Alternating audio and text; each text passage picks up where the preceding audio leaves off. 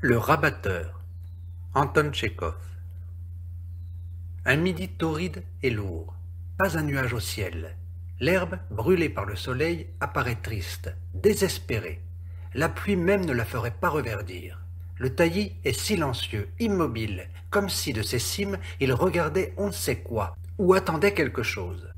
À la lisière du bois marche paresseusement, en se dandinant, un homme d'une quarantaine d'années, grand, les épaules étroites, vêtu d'une chemise rouge, d'un pantalon rapiécé qui lui a été donné par son maître, et de hautes bottes. Il suit la route à petits pas. À droite, le taillis verdissant, à gauche s'étale jusqu'à l'horizon un océan doré de blé presque mûr. L'homme est rouge et en sueur. Sur sa jolie tête blonde est posée à la housarde une petite casquette blanche, à visière droite de jockey, un cadeau sans doute de quelque généreux jeune seigneur. À son épaule pend une gibecière au fond de laquelle est tassé un coq de bruyère. L'homme porte un fusil à 2 coups, armé, et suit, les yeux mi-clos, son vieux chien maigre qui court en avant, battant les buissons. Alentour, c'est le calme, pas un son. Tout ce qui est vivant s'est mis à l'abri de la chaleur. Soudain, le chasseur entend une voix faible. « Yegor Vlassitch !» Il tressaille, et, ayant regardé, fronce les sourcils. Près de lui, comme sortie de terre, se trouve une femme d'une trentaine d'années, pâle, tenant une faucille. Elle tâche de voir sa figure et sourit timidement. « Ah, c'est toi, Pelageya !» dit le chasseur, s'arrêtant et mettant lentement son fusil au cran d'arrêt. « Comment diable te trouves-tu ici ?»« Des femmes de notre village y travaillent, et je suis venu avec elles comme moissonneuse moi aussi, Yegor Vlassitch. »« Bon, marmotte Yegor Vlassitch, reprenant lentement son chemin. Pelageya le suit. Ils font en silence une vingtaine de pas. « Il y a longtemps, Yegor Vlassitch, que je ne vous ai pas vu, » dit Pelageya, regardant avec tendresse les épaules mouvantes et les omoplates du chasseur. « Depuis que vous êtes entré à Pâques dans notre isba pour y boire de l'eau, on ne vous a pas revu. À Pâques, vous êtes entré 1 minute, et Dieu sait en quel état, en état d'ivresse. Vous avez crié, m'avez battu, et vous êtes parti. Je vous ai attendu, je me suis fatigué les yeux à vous attendre. Ah, Yegor Vlassitch, si vous étiez venu au moins une petite fois. Qu'ai-je à faire chez toi? Sans doute il n'y a rien à y faire, mais tout de même, il y a les choses de la maison. Voir comment ça marche. Vous êtes le maître. Ah, vous avez tué un coq de bruyère. Yegor Vlassitch, si vous vous asseyez pour vous reposer. » En disant ces mots, Pelageya rit comme une bête et lève les yeux pour regarder la figure de Yegor. Le bonheur rayonne sur son visage. « S'asseoir » dit Yegor d'un ton indifférent. « Bon. » Et il choisit un endroit entre 2 rangées de pain. « Pourquoi restes-tu debout? Assieds-toi, toi aussi. » Pelageya s'assied à côté de lui, en plein soleil, et, confuse de sa joie, cache de ses mains sa bouche souriante. 2 minutes passent en silence. « Si vous étiez venu une petite fois, » dit Pelageya doucement. « À quoi bon ?» soupire Yegor, quittant sa casquette et essuyant de sa manche son front rouge. « Il n'y en a aucun besoin. Venir pour 1 heure, 2 heures, ça ne sert de rien. C'est te mettre en émoi. Et vivre constamment au village, mon âme ne le supporte pas. Tu le sais, je suis un homme gâté. Il me faut un lit, du bon thé, des conversations agréables, toutes les herbes de la Saint-Jean, et chez toi, c'est pauvre et enfumé. Je ne pourrais pas y vivre un seul jour. Si, supposons, j'étais obligé par oukase à vivre chez toi, je mettrais le feu à l'isba, ou je me tuerais. Dès mon jeune âge, j'ai été gâté comme ça, rien à faire. Où demeurez-vous à présent? Chez le seigneur Dmitri Ivanitch, comme rabatteur. Je fournis le gibier de sa table, et on m'a pris plus pour le plaisir qu'autrement. Votre emploi n'est pas bien sérieux, Yegor Vlassitch. Pour les autres, c'est du plaisir, et vous le regardez comme un métier, comme une vraie occupation. Tu ne comprends pas, sotte, dit Yegor, regardant songeusement le ciel. Dès ta naissance, tu n'as pas compris, et jamais tu ne comprendras quel homme je suis. À ton idée, je suis un écervelé, un dévoyé. Et, pour ceux qui y entendent, je suis le premier tireur du district.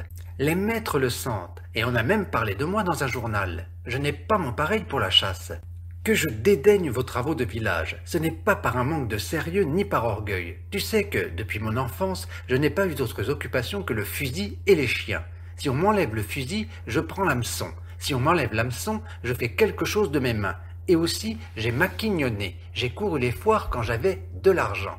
Et tu le sais, quand un moudjik devient chasseur ou maquignon, adieu la charrue. Dès que l'esprit de liberté s'est planté dans l'homme, rien ne peut l'en déraciner. C'est la même chose que si un barine se fait facteur ou travaille à un autre art. Alors, il ne pourra plus être ni fonctionnaire, ni propriétaire. Tu ne comprends pas ça, femme, et il faut le comprendre. Je comprends, Yegor Vlassitch. Tu ne comprends pas puisque tu es prête à pleurer. Je ne pleure pas, dit Pelageya en se détournant. C'est un péché ce que vous faites, Yegor Vlassitch. Si seulement vous viviez un pauvre jour avec moi, malheureuse que je suis. Il y a déjà 12 ans que nous sommes mariés, et entre nous, il n'y a jamais eu d'amour. Je ne pleure pas. De l'amour, marmotte Yegor en se grattant la main. Il ne peut y avoir aucun amour. C'est par façon de parler seulement que nous sommes mari et femme. N'est-ce pas ça? Pour toi, je suis un toqué. Et toi, tu es pour moi une simple femme de village qui ne comprend pas. Sommes-nous assortis? Je suis libre, gâté, coureur. Et toi, tu es une ouvrière, une terrassière qui vit dans la saleté et ne redresse jamais le dos. Je pense que je suis un premier homme en ce qui concerne la chasse. Et toi, tu me regardes avec pitié. Sommes-nous assortis? Mais nous sommes mariés à l'église, Yegor Vlassitch, sanglote Pelageya. Nous sommes mariés contre notre gré. L'as-tu oublié? Remercie-en le comte Sergueï Pavlitch, et remercie-toi toi-même. Le comte, jaloux que je tire mieux que lui, m'a enivré d'un vin tout un mois, et un homme qui a bu, on peut non seulement le marier, mais même le faire changer de religion. Pendant que j'étais ivre, il m'a fait marier avec toi pour se venger. Un rabatteur avec une fille de basse-cour. Tu voyais bien que j'étais ivre. Pourquoi t'es-tu marié? Tu n'es pas une serve, tu pouvais refuser. Naturellement, c'est une chance pour une fille de basse-cour d'épouser un rabatteur. Mais il faut savoir se faire une raison. À présent, souffre, pleure. Le comte s'est amusé et toi tu pleures. Cogne-toi la tête contre les murs. Un silence se fit. Au-dessus du taillis passent 3 canards sauvages. Yegor les regarde et les suit des yeux jusqu'à ce qu'ils soient 3 points à peine visibles et descendent au loin derrière le bois. « Que fais-tu pour vivre » demanda-t-il, quittant des yeux les canards et regardant Pelageya. « À cette heure, je vais travailler au champ, et l'hiver, je prends un enfant de l'assistance. Je le nourris au pain mouillé et on me donne à 1,5 rouble par mois. »« Ah oui ?» Nouveau silence. Du point où l'on moissonne arrive une douce chanson qui s'arrête dès le commencement. Il fait chaud pour chanter.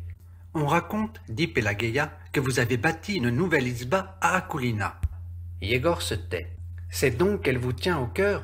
C'est ta malchance, dit le chasseur en s'étirant. C'est ton destin. Endure-le, ma pauvre. Enfin, adieu. C'est assez parlé. Il faut que je sois ce soir à Boltovo. Yegor se lève, s'étire et met son fusil à la bretelle. Pelageya se lève aussi. Quand donc, demande-t-elle doucement, passerez-vous me voir au village?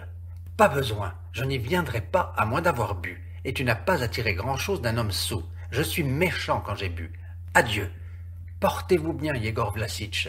Yegor replace sa casquette sur le haut de sa tête et, ayant appelé son chien d'un claquement de langue, continue sa route. Pelageya demeure sur place et le suit des yeux.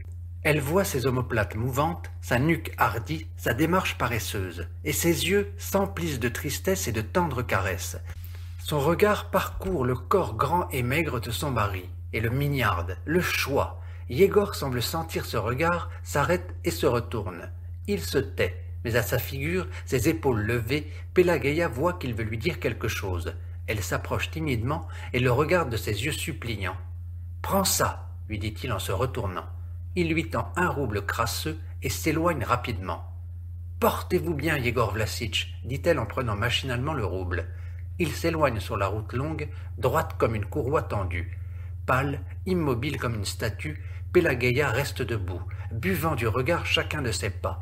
Elle l'aperçoit longtemps, mais le rouge de sa chemise commence à se fondre avec la couleur sombre de son pantalon.